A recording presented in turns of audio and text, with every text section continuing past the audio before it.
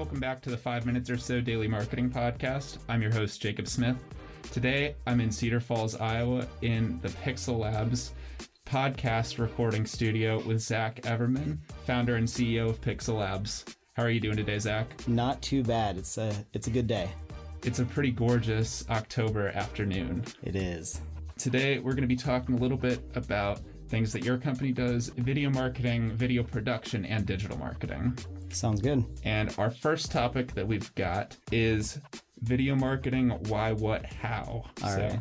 I got a few questions for you. Specifically, I want to talk about your agency. So why did your agency Pixel Labs evolve from a video production studio only to now offer marketing services to your clients also? So it's an evolution that I never thought was going to happen when I first started the company. We started as a video production company because I really loved the creative process and I loved creating stories in video form. But what we started to discover after a couple of years of that is that our clients didn't know exactly what to do with the videos once we gave them to them, and they weren't seeing the results that they wanted to get with the projects that we were giving. And so we started helping and consulting with them just because we wanted to see these videos do a good job. And as that process kind of evolved, we turned it into a service for us. We wanted to consult with them and guide them on that marketing path of how to actually distribute the content that we were creating for them, because that's a whole different process. Like, getting a video is one thing.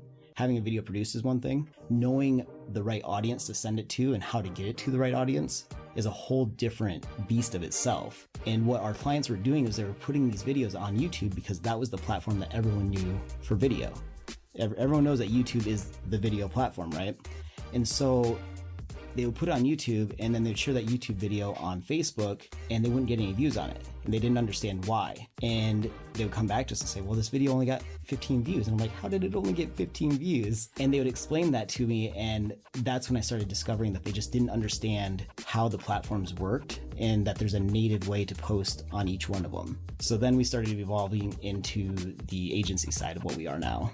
If you have a high quality video and don't know what to do with it, that's a really bad use of resources. It 100% is. Like, you could spend $5,000 on a video and not know what to do with it, and someone that went and shot a video on their cell phone and knew what to do with it they're going to get better results in the end, because that distribution process is kind of the key part of having a successful video.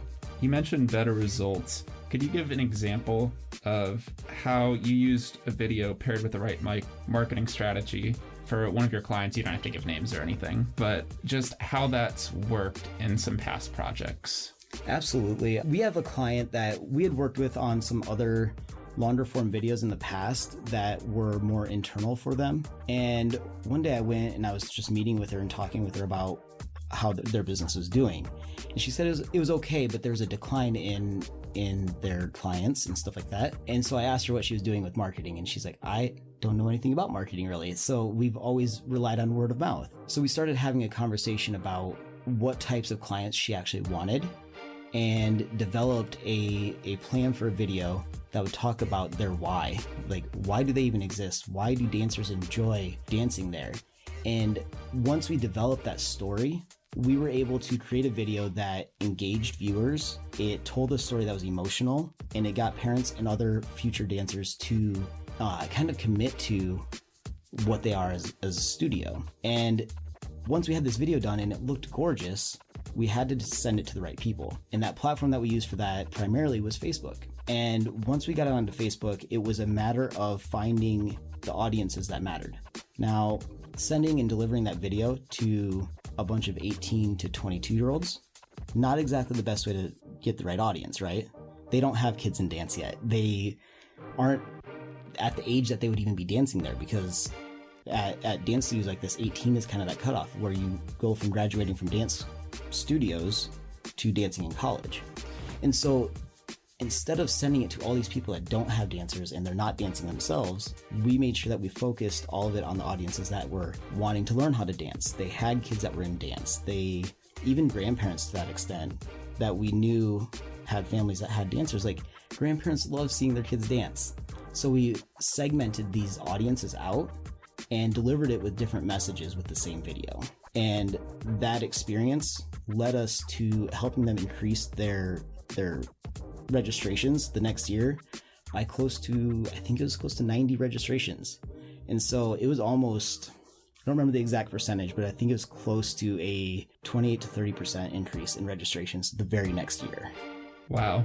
To me, that also shows that there's power in repurposing one piece of content and positioning it a different way, and that when you're making a video and thinking about marketing that video, you have to be thinking about those different segments. Absolutely. Yep. Every segment you're trying to put a video out to is going to respond differently. Young parents are going to look at a video different than parents of 12-year-olds. They're just at a different stage in their life.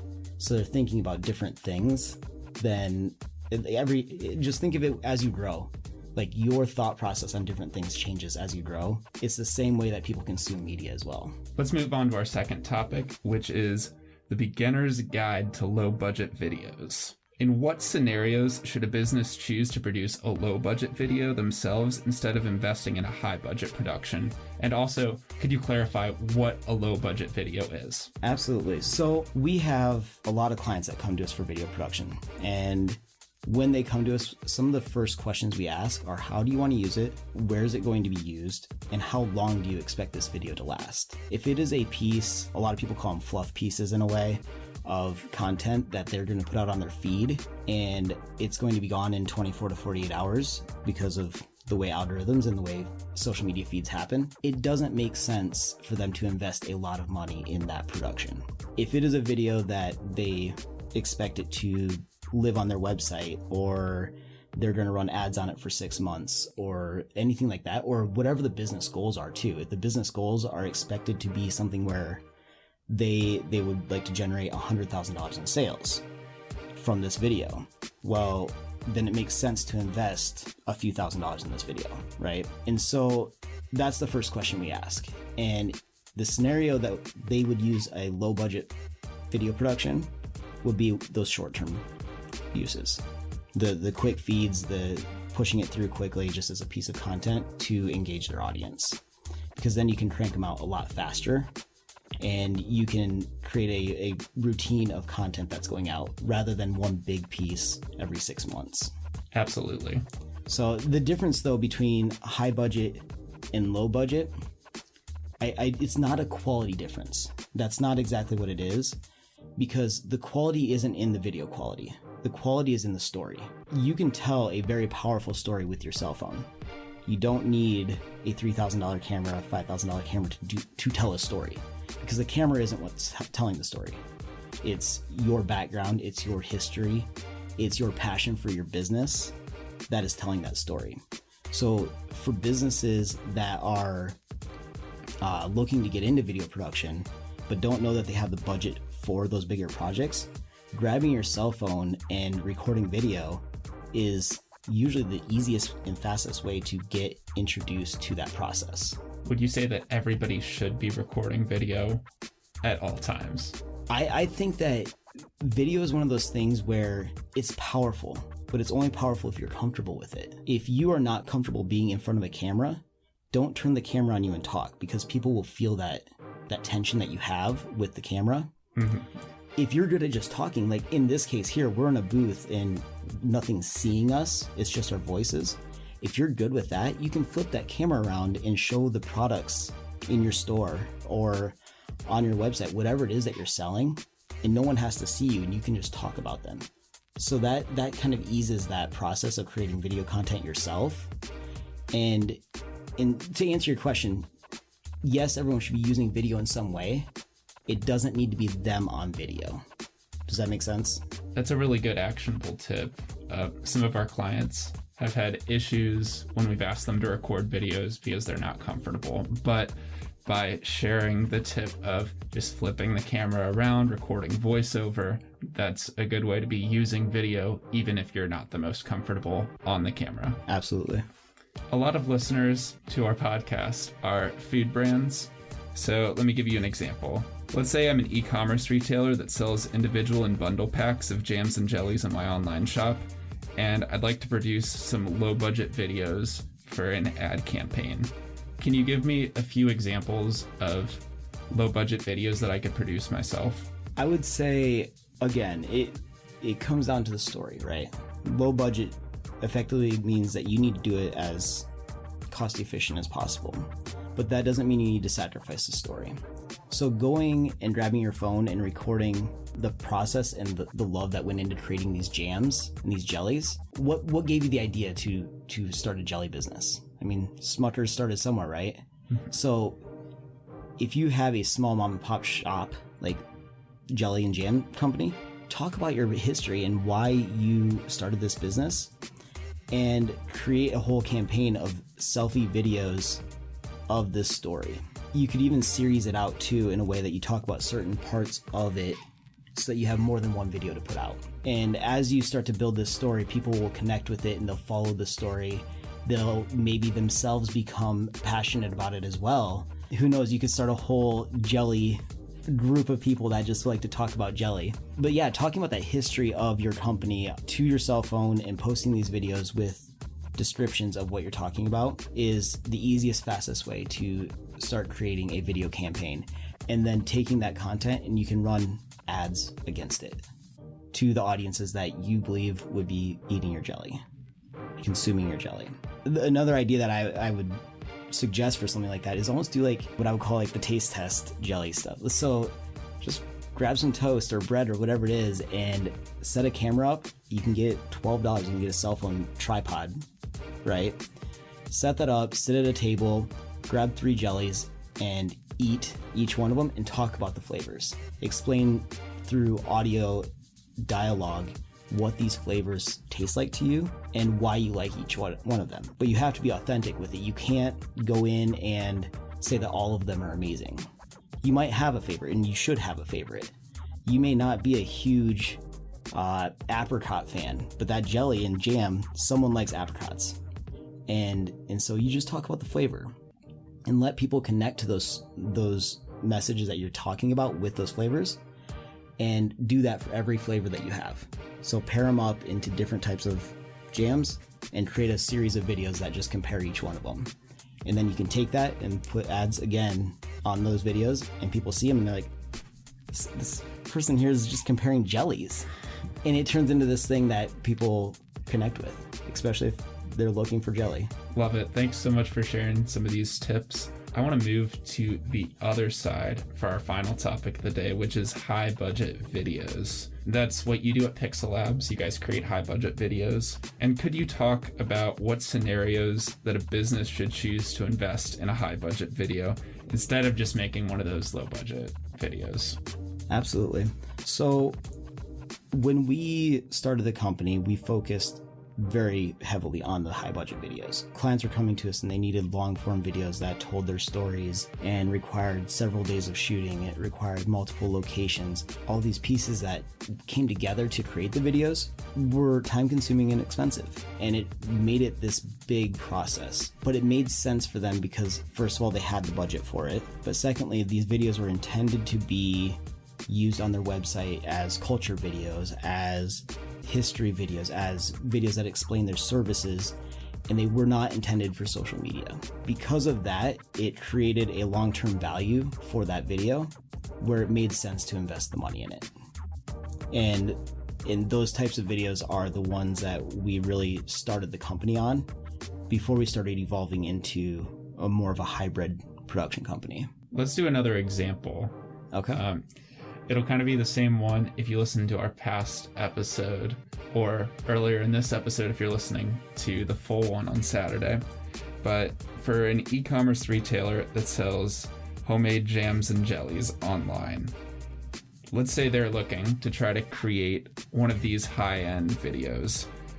What kind of videos could you create, or another production company would be able to create for an e-commerce jams and jellies company? I actually have 2 examples for this. One would be a very well-produced, almost like a micro documentary. Like, there is a whole process to creating jellies and jams. It doesn't just happen. And it requires having the right fruit. It requires growing the crops. It requires all of these things. And there's a story behind all of that. And in creating a little documentary about the process of creating these jams is a story that people can connect with. It's a way of demonstrating their passion for their business, and it focuses on the why. Again, people care about why people do their business, because in a world where everything's a commodity, that why is what matters. You could take this jam for this company and compare it to another company in a blind test, and you're probably going to get a 50-50 split on which jam's the best, right? But the brand and the story behind this jam is what people will connect with. And that's where a well-produced micro documentary about this brand is going to become a valuable asset and a valuable tool for them to market their brand down the road. The other thing that I would consider for video production for these is the idea of creating high-end polished micro pieces of content, meaning kind of like the beauty shots of jelly, right? Properly lit jelly, like the product photo stuff, and almost add in some of the extra production value of showing it being spread onto toast in slow motion, and all of these like beauty shots of the jelly being consumed. And having just a visual piece like that to show all the elements, like if there's real fruit in this jam, or like all the real fruit pieces, like showing these details will get people like really interested in the content itself. And then with some sort of solid tagline at the end of like, our spread's the best, or whatever it is, and then just logo. Like a piece of content like that done several times for every single piece of your jelly, or every single option of your jellies, is going to do well when it's produced and distributed to the right audience. Just listening to you talk about that, I couldn't help but smile, because every single part of that, it's like so dramatized, and also it just sounds so good. Right. And that's just us talking about it. That's not even the shooting or producing. Exactly. So yeah, both of those are awesome ideas for businesses that are looking for a more high budget, or have the budget to create higher end pieces of content. Absolutely. You touched on this a little bit, but final point, what's the value of high budget videos? The value of high budget video needs to be determined by what your business goals are with it. If you expect your business to grow by 6 figures over the course of this video, you need to look back at what does that mean for the production value of this video. There's also the other side of it, is just the overall value of video in general needs to be put into context with what your overall marketing budget is. If your marketing budget is $100,000 a year, but you're only spending $1,000 on video production, you're not valuing it yourself very highly. When that tool and that video, that high quality video that you could be producing, could be doing way better at getting you to your business goals just by having that effort put into it. And so we have that question asked a lot, is like, how do we see the ROI of this video? Like, how much money can this video make me? Stuff like that, because it's not just the video. The whole reason we evolved into an agency is because it's not just the video. So the value of the video itself is out of context when you don't pair it with strategic marketing and strategic planning to make sure it's distributed to the right people. Does that make sense? Yeah, it does. Because again, it's why we evolved the way that we did. Having the best quality video does not matter if no one sees it. I think that's a great spot to end on. And last thing that we like to do on the show, I know you guys have a podcast, so I was wondering if you'd want to tell people about your show. Absolutely. We have a podcast called Raisin Brand. And the whole premise of the podcast is we talk with creatives and we talk with marketing professionals, and we bring those two things together to explain how those things make a solid brand. How do we create brand with creative and strategy? And you can check us out on just about any platform. If you just search Raisin Brand, it's the Pixel Labs podcast, and that's about it. Like, it's generally the episodes are about 30 minutes long each. A little bit longer on some of the marketing ones because I can get a little bit interested in what we're talking about and lose track of time. It happens. It happens a lot. But yeah, overall, it's a podcast that we started really putting a lot more effort into in the last few months, and it's been exciting to kind of see where the direction is taken with it. Perfect. Thanks so much for being on the show today. Thank you for having me. That's a wrap, everybody. Thanks so much for sticking with us and tuning in. Real quick, if you liked today's episode, we'd love it if you sub to the podcast wherever you're listening to it and leave us a review on Apple Podcasts. That's a really important one. We love reviews. We'll be launching a giveaway for reviews shortly. To get in touch with us and find more content, you can visit our website, which is nestled right down there in the show notes. Have a great day, y'all. And as always, good luck and good marketing.